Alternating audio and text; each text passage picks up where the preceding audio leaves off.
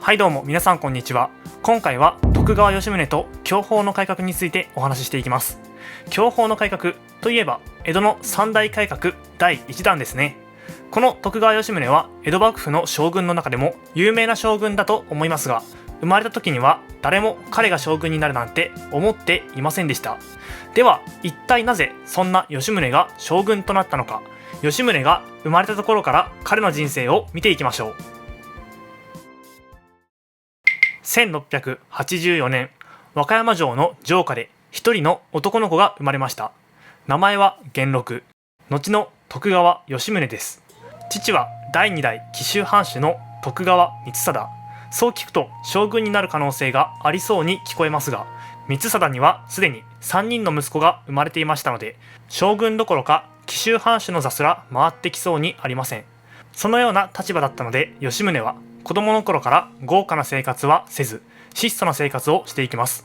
その後成長した吉宗は越前に小さな所領を与えられましたが、藩主となっても依然として質素な生活をしていますので、性格的にもそのような生活が好きだったのでしょう。そんな吉宗に一度目の人生の転機が訪れます。紀州藩を継いでいた兄の綱則が死んだと思ったら、その後を継いだ頼元も死んでしまったのです。一応もう一人兄がいましたが、彼はこれより前に死んでいましたので、トントン拍子で吉宗に紀州藩を相続する話が回ってきました。こうして徳川吉宗は22歳の時、全く予想しない形で紀州藩主となったのです。さて、この頃の日本は全国的に財政難となっている時代です。吉宗が相続した紀州藩もその例に漏れず財政難となっていました。こうして徳川吉宗は紀州に入るとすぐに藩政改革に乗り出します。財政難というのはシンプルに言うと、収入が支出よりも少ない状態です。この状態をひっくり返すためには藩政改革を行って収入が支出を上回る状態にすればいいのです。つまり手段としては入ってくるお金の量を増やすか、出ていくお金の量を減らすかです。徳川吉宗は子供の頃から質素な生活が身についていましたので、彼自身の性格として贅沢が嫌いでした。ということで、とにかく支出を抑えていきます。事務を簡素化して節約を命じ、藩札を停止して経済を健全化、自ら質素倹約の手本を示すなどして紀州藩をどんどん改良していきます。さらに民衆の意見を広く聞くために和歌山城の外に訴訟箱というものを設置しました。このような吉宗の藩政改革により紀州藩の財政は立て直されました。こうして紀州藩主徳川吉宗の名は広く知られることになったのです。さて、ここで吉宗に人生2度目の転機が訪れます。時の将軍徳川家継が幼くして死んでしまったのです。家康の直系が家綱で途絶えてしまったことは以前の動画で話しましたが、家継が子供のいないまま死んだことによって家光の血統もついに途絶えてしまいます。こんな時のために作られていたのが徳川御三家です。御三家についても以前の動画でお話ししましたね。尾張、水戸、紀伊の3つの徳川家です。こうして最近紀州藩を立て直したばかりですこぶる評判のいい吉宗が江戸幕府第8代将軍に就任したのです。こうして吉宗は将軍となった後も紀州藩主時代の改革の経験を生かして幕政改革に取り組んでいきます。こうして始まったのが享保の改革です。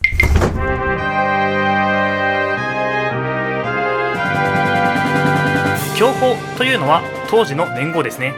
江戸の三大改革第1弾です。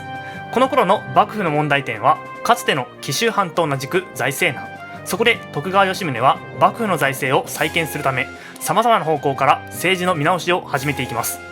まず最初に徳川吉宗がしたことは聖徳の地を全否定することでした。旧勢力の中心人物だった新井白石や真鍋昭房は排除され一気に転落。新井白石が努力して作り上げた武家諸法度も廃止、綱吉時代のものに復旧されました。そんな徳川吉宗の性格は先ほども言った通り倹約家です。とにかく無駄な飾りは取り払い、実用性だけを考えていくといった具合だったので、吉宗本人の服装だけでなくだんだんと武士たちの服装も質素なものになっていきます。その風潮は一般の民衆たちにも広まっていき、質素倹約をキーワードにお金の節約がされていったのです。とはいえ質素倹約というだけで財政を再建できれば苦労はありません。財政再建を目指すからには幕府の仕組みを見直さなければいけないでしょう。そこで吉宗が目をつけたのが幕府の財政裁判を担当していた勘定所でした。この勘定所にも問題点があったので、吉宗はそれを解決していくのです。その問題点というのは訴訟の増加です。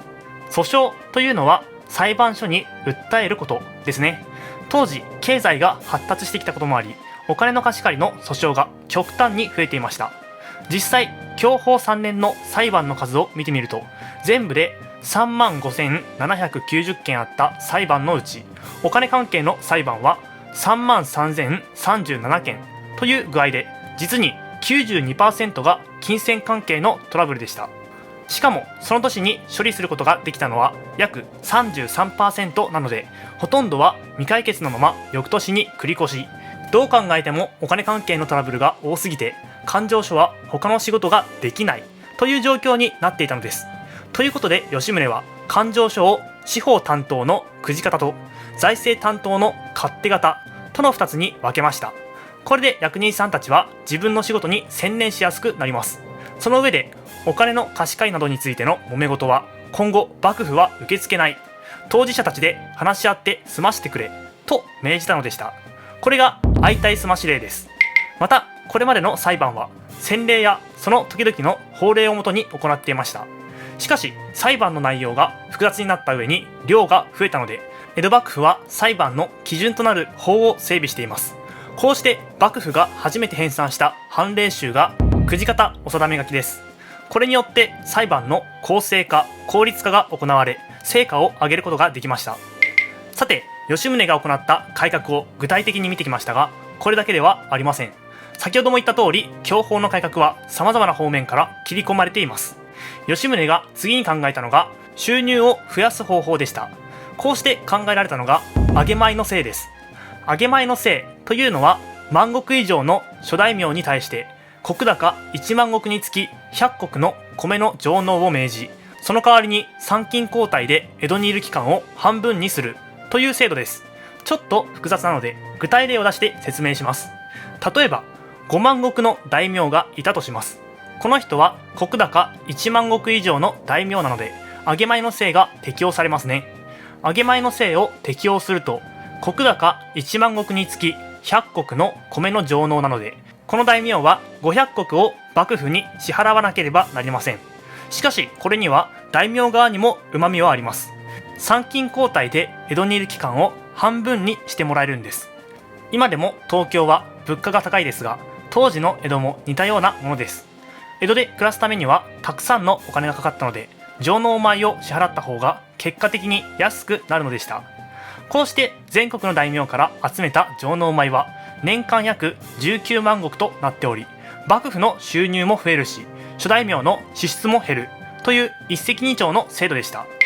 さて吉宗の改革はまだまだ続きます。前回の動画で幕府が武士に対して米で給料を払うようになったと言いましたね。この話をもう少し具体的に見ていきましょう。例えばある武士が大番頭という軍事を担当する役職に就いた場合、幕府から支払われる給料は大番頭だから2000石といったように額が決まっていました。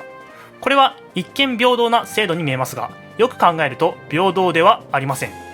例えばもともと5000石の知行を持っている武士と500石の知行しか持っていない武士がいるとします。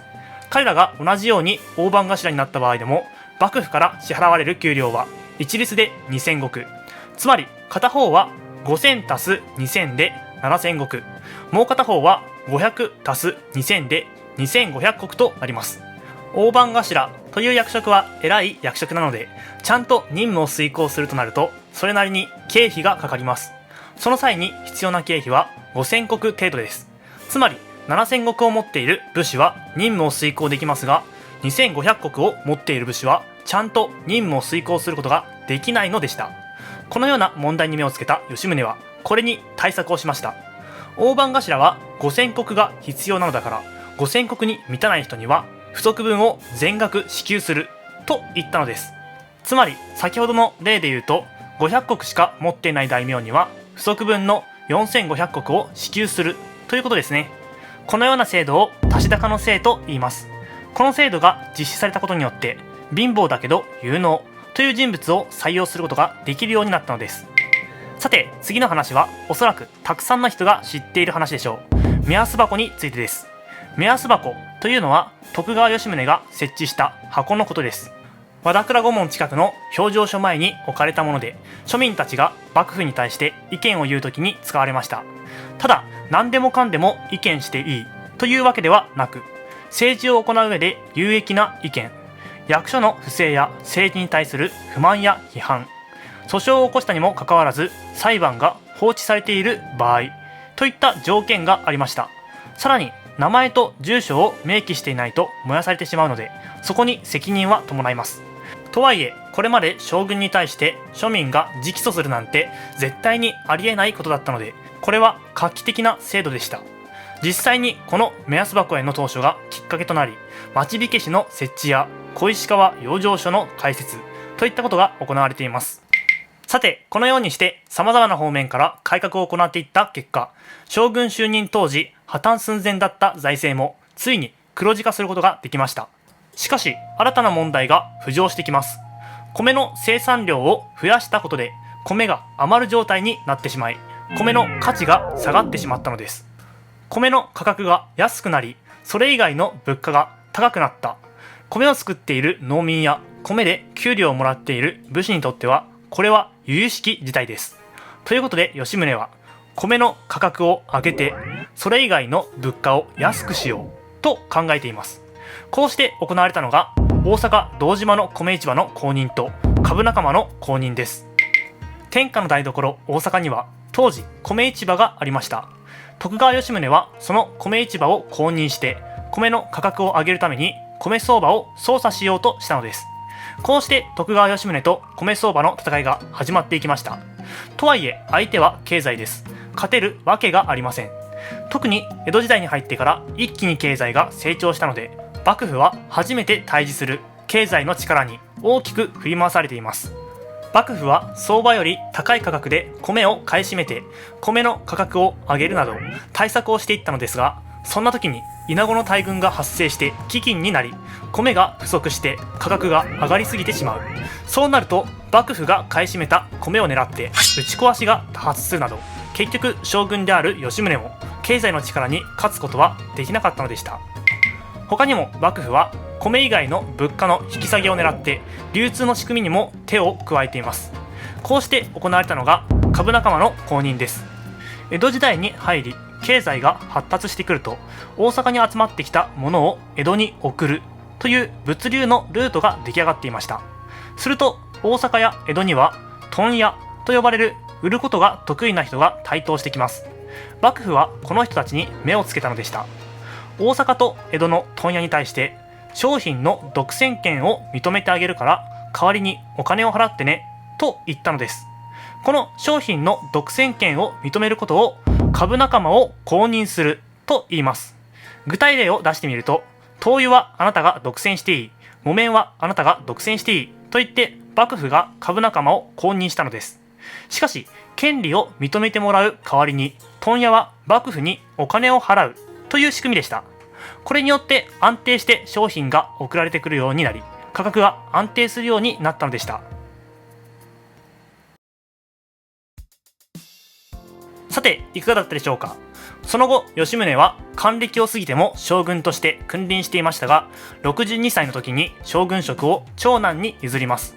こうして将軍となったのが江戸幕府第9代将軍徳川家重です。また吉宗は自分の血統が将軍宗家の政党として残るように対策をしています。つまり吉宗の次男宗武に田安家を、四男宗忠に一橋家を、そして家重の次男重吉に清水家を建てさせたのです。こうして御三家よりも現在の将軍に近い血統を持つ御三卿が設置されたのでした。さて長くなりましたが、こうして徳川吉宗による享保の改革は終了し、家重家治と2代にわたって田沼意次が権勢を誇る田沼時代が始まるのです。ということで次の動画では田沼意次についてお話ししていきます。それではまた次の動画で。